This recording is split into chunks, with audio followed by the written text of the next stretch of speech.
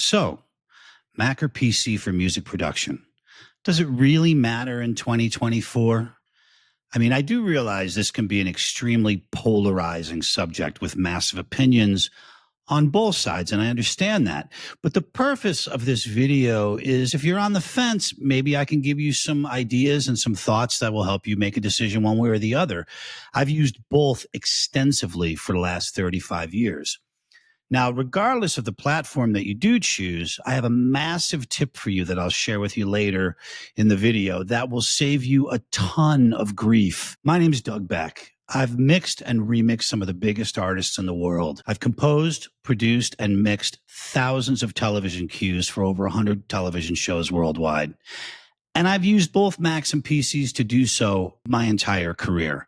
The good news is that in 2024, most of your DAWs, plugins, and virtual instruments are cross-platform.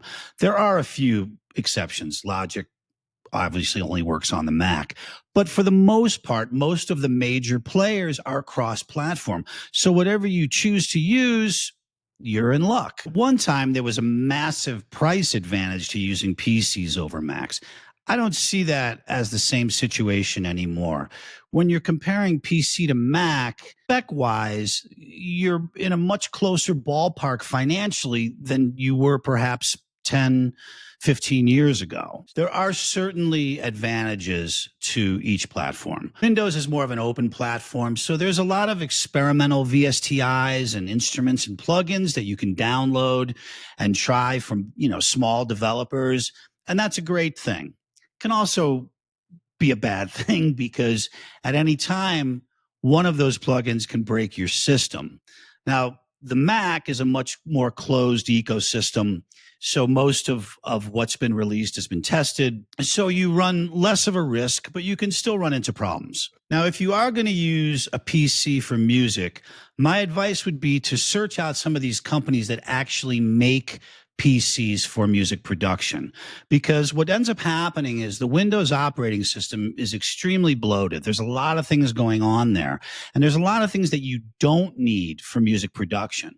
So what a lot of these companies do is they take these operating systems and strip away all the BS so that you have a clean, lean running system.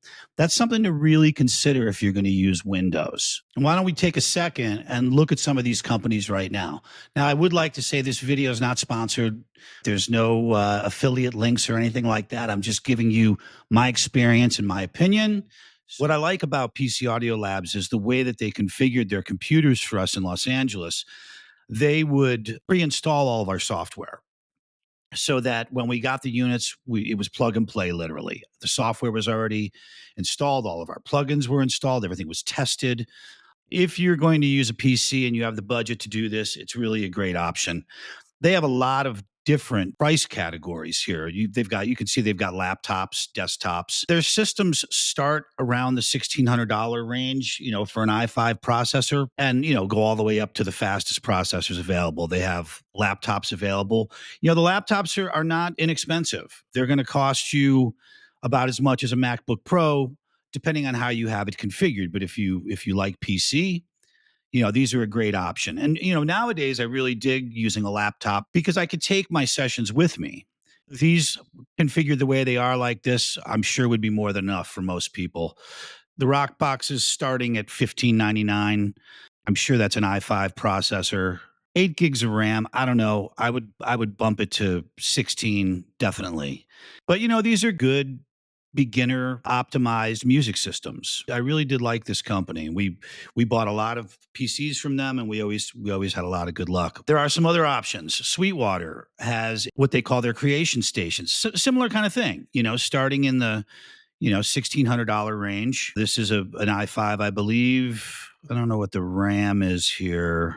16 gigs of RAM, which, that's the minimum that I would start with for a music system. Really, the plugins and the virtual instruments and the DAWs, they really need at least 16 gigs of RAM. Drives, get as big of a system drive as you can afford. Although, external hard drives are cheap now. It's very easy to add on hard drives if you ideally want to have your sample drive and your session drive, separate. It's not as critical now as it once was, but If you've got a 4 terabyte drive, you can partition it and use, a partition for sample libraries, a partition for virtual instruments, a partition for your system, and then, of course, a partition for your sessions. These creation stations, again, these are optimized for music. They tear down the operating systems, get rid of the stuff you don't need, reinstall a bunch of different software. They're plug and play. A buddy of mine just bought one of these creation stations. He's very happy with it.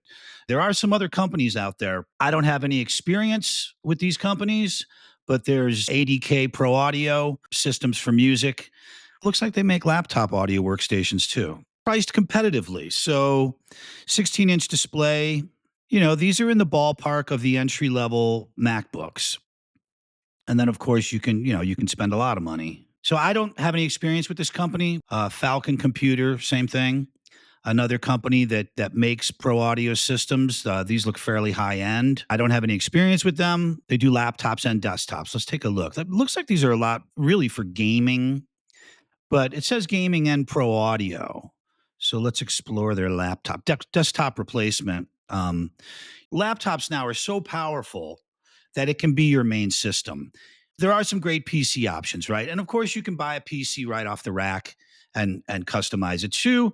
And let's take a look at what some of the Macs go for. Like entry level MacBook Pros are, they're in the same ballpark. I would bump it up to 16 gigs of RAM. For sure, 1 terabyte storage. So a couple grand for the new M3 processor. They're very powerful. A really great entry level Mac, if that's the way you want to go, are these Mac Minis. They're tremendous. This is an M2 processor, 16 gigs of RAM, a 512 gigabyte SSD storage. I mean, this thing starts at $12.99. They're very powerful. You could bump it up to 32 gigs of memory and a 1 terabyte drive. You're still under $2,000. And this is a great system. Lots of great options for either Mac or PC, whatever you want to use. So all things considered, I am a Mac guy. I really do like Mac computers, and I have used both, and I appreciate both. And there's been many times when I've had both running in my studio where I'm running applications on a PC that don't run on the Mac years ago, like Acid, of Sony's Acid program. I used to keep a PC just to run that program while I had my Mac Pro Tools system. Currently, I do use a Mac M1 Pro Max laptop. I think it's right back there. You might be able to see it. 64 gigs of RAM and a 1 terabyte drive. It's the Pro Max. So I don't know. It's the 2022 model. I have had sessions up to 150 tracks with plugins on everything, and I've yet to choke that system. It runs like a tank, and I really do like the Apple ecosystem. That doesn't mean that it's the right choice for you. So remember when I told you I had that massive tip at the end of the video, right? So here's a quick tip that'll save you a ton of grief no matter what platform you choose, whether it be Mac or PC. Disable automatic updates. This will brick your system. I have a story. A friend of mine based out of Los Angeles is a really successful composer, and he recently wanted to update his Mac system to Sonoma, and he did all the right things. He did all the research, made sure all of his plugins would work, made sure his DAW was compatible, everything was going to be cool. What he didn't realize is that when he upgraded, Apple turned back on automatic updates in his preferences.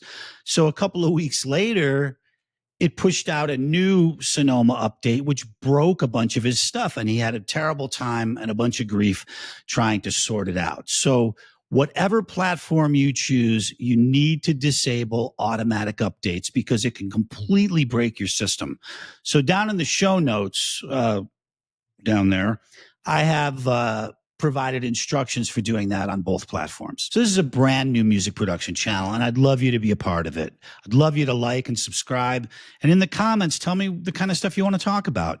I've had a pretty vast career over the last 35 years. I've done, everything: mixing, remixing, production, television.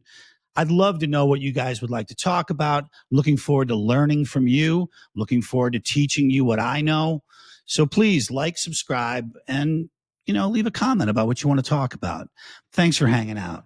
Be good and make music.